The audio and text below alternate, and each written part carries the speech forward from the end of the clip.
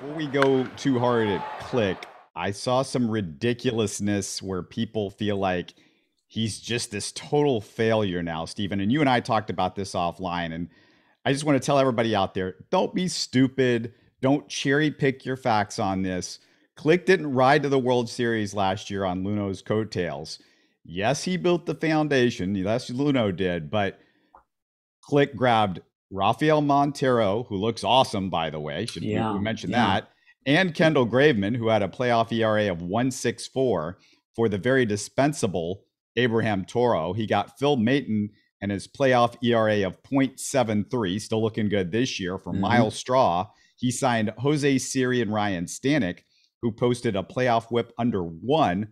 Both of those guys off the scrap heap. He signed Jason Castro, whose playoff OPS was, 1158 or something like that. And one more thing.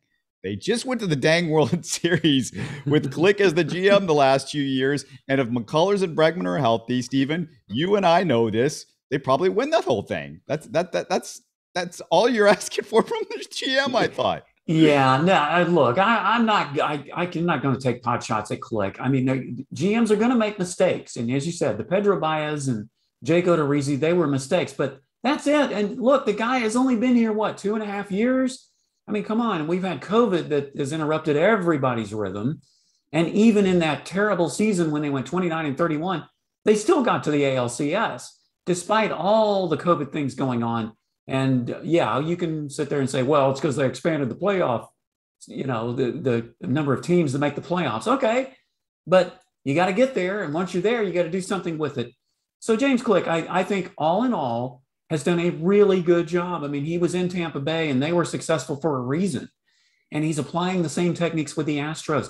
Look, some moves he's going to miss on, but what GM doesn't? I mean, gosh, Jerry Hunsicker didn't get everything right.